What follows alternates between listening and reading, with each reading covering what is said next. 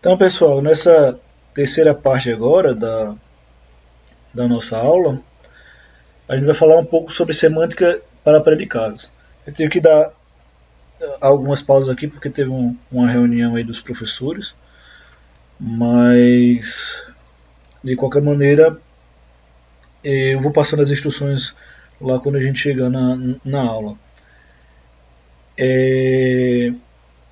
E eu também estou dividindo essa aula em várias partes porque aí a gente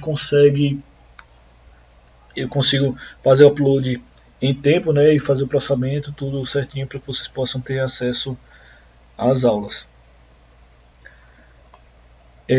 Então, pessoal, como é que vai funcionar a semântica para o cálculo de predicados?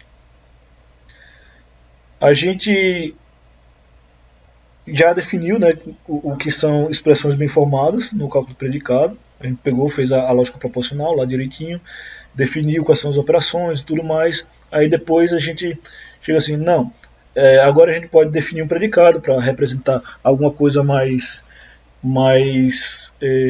humana, né? Esse predicado ele pode ser uma constante, uma variável ou uma função, e aí a gente define a aridade e tudo mais.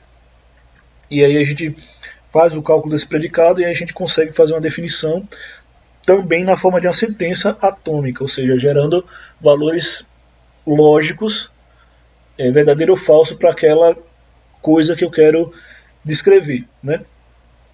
Então, com isso,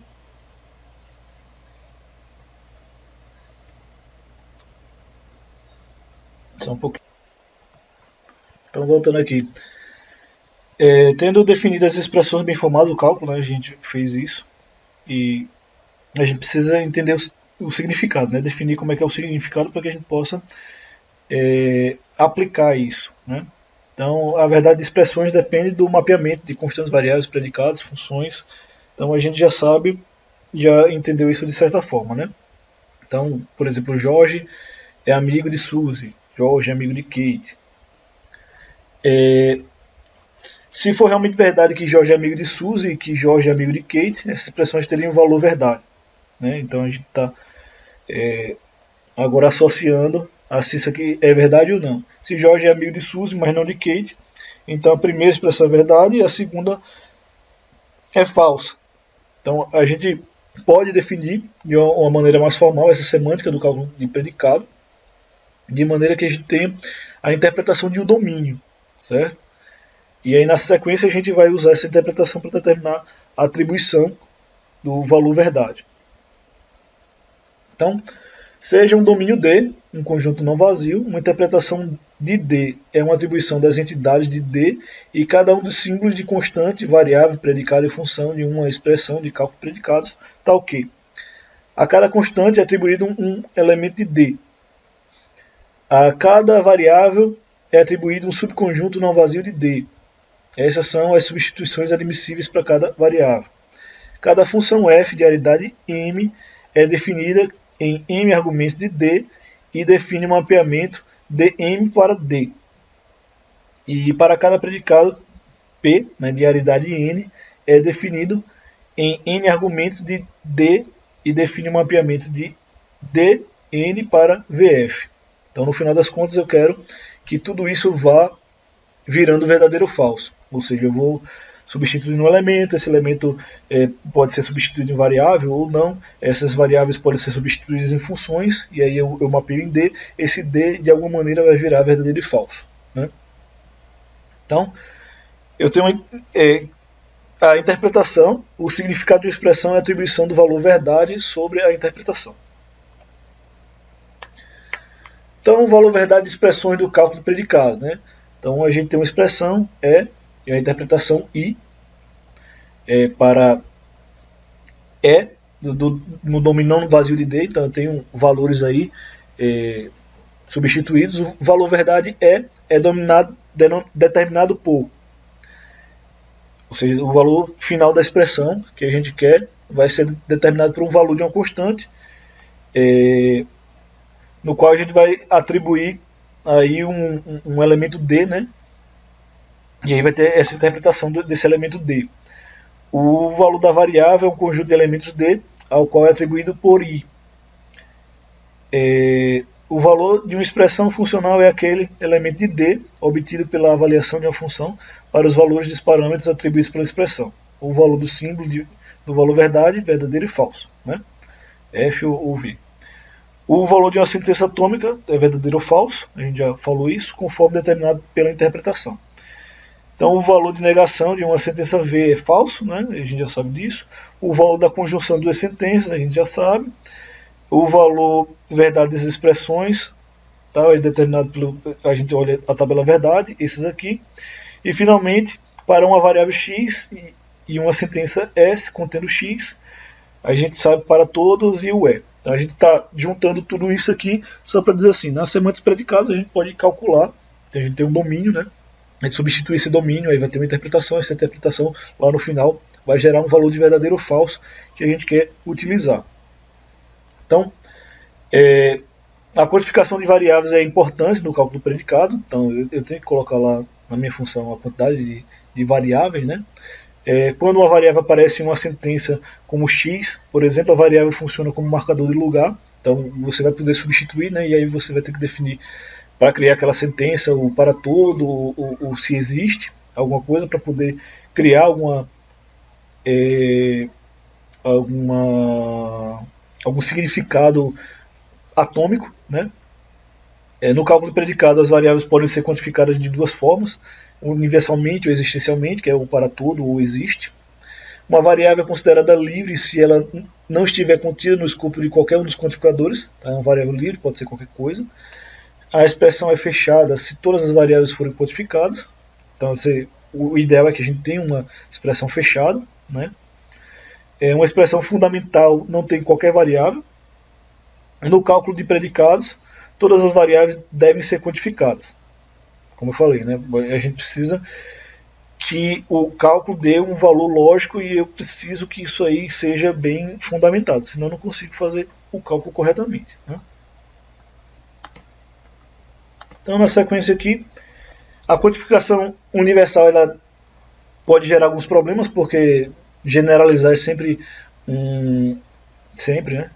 É generalizar. Pode ser um problema, porque a gente pode pensar numa coisa que, num caso particular, que não caiba naquela generalização. Então, a gente o ideal é que a gente evite a quantificação universal, certo? Além disso, o certo, né, é que quando você vai fazer um cálculo proposicional, com cálculo predicado e toda essa estrutura que a gente está definindo agora, o ideal é que a gente consiga testar todos os valores possíveis. Até porque isso aqui é uma lógica finita, né? Então eu tenho uma quantidade finita de elementos.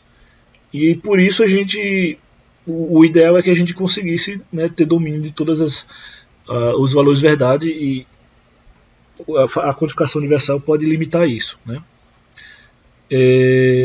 Então, para a gente testar o valor verdade, a gente teria que fazer, né, no caso do para todos, teria que testar todos os valores de x do conjunto de pessoas que Jorge conhece, que vai conhecer no futuro, para saber se Jorge gosta daquela pessoa. Então, quantificar isso como verdadeiro ou falso, né? Isso aí seria um problema dependendo do caso.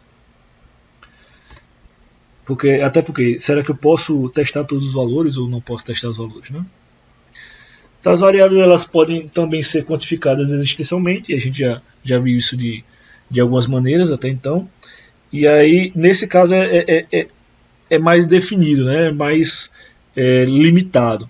Porque a verdade, se uma substituição der certo, ela já é verdade, por exemplo. Então, é claro que isso também pode ter algum problema, porque uma que está generalizando demais, outra a gente está limitando demais. Então, tem que também saber utilizar esses quantificadores. Então, na primeira expressão a gente tem não existe, né, um x no qual p de x, então isso aí seria um cálculo de predicado que a gente teria que fazer, e isso aí seria equivalente, por exemplo, para todo x não existe p de x. A gente consegue ler, por exemplo, as expressões e tentar quantificar existencialmente e universalmente, né? De maneira a tentar verificar uma equivalência, como a gente não sabe quem é a função p nem quem é a função q, então isso pode ficar, nesse caso eu não posso dizer se é verdade ou falso, né? Mas aqui eu já estou tentando interpretar isso aqui semanticamente e sabendo que isso tem um significado por trás, que não é só um significado limitado, né?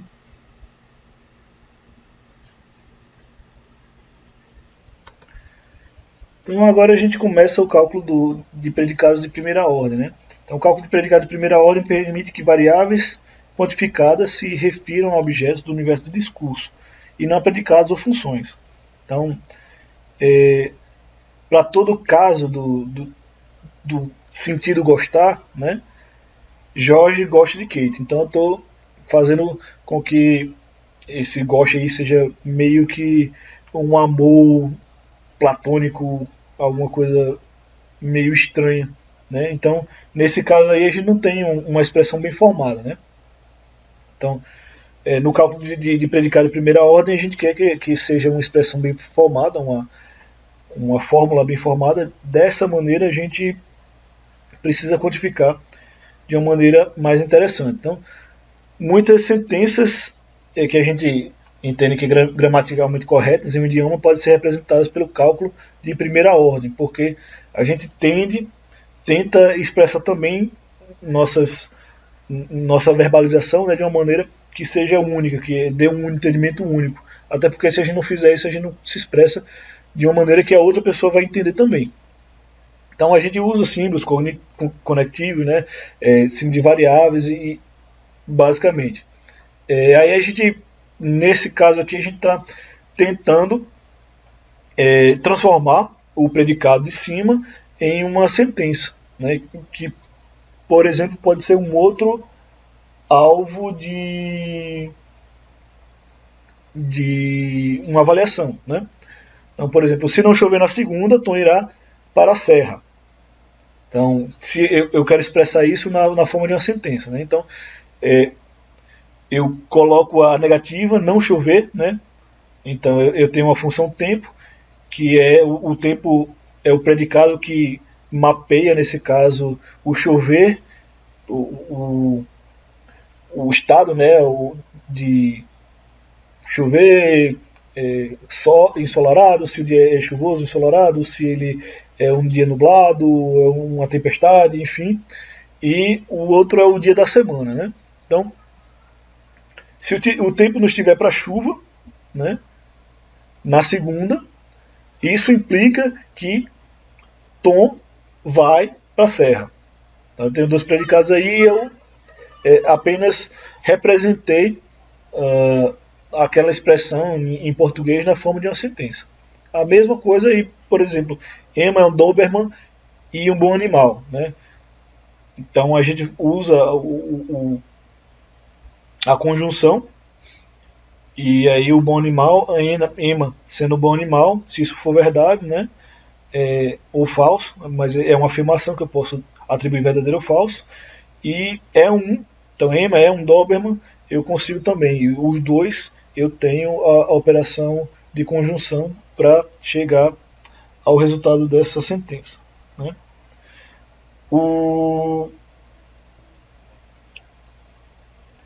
Então na sequência também eu tenho aí os jogadores, né? Então, no caso aqui, na última sentença, né, todos os jogadores de basquete são altos. Então, para todo X, onde o X é um jogador de basquete, isso implica que também X é alto. Isso aí pode ser uma limitação, mas a gente consegue representar isso na forma de uma sentença, né? Então, algumas pessoas gostam de anchova. Nesse caso aqui existe um X para o qual X é uma pessoa e esse X também gosta de anchova. A gente consegue descrever dessa maneira. Mesma coisa, se desejos fossem cavalos, mendigos cavalgariam. Então, desejos igual a cavalos implica que cavalgar mendigo. Isso aqui é bem abstrato, mas a gente consegue colocar de alguma maneira na forma de um cálculo de predicado, né? Uma sentença aí. Ninguém gosta de impostos. Ou seja, não existe um X onde X gosta de impostos. Isso eu acho que é bem simples de chegar a uma conclusão, né? Então a gente vai entrar na parte de exemplo e eu vou fechar essa videoaula e esse vídeo, né, e vou passar para o próximo.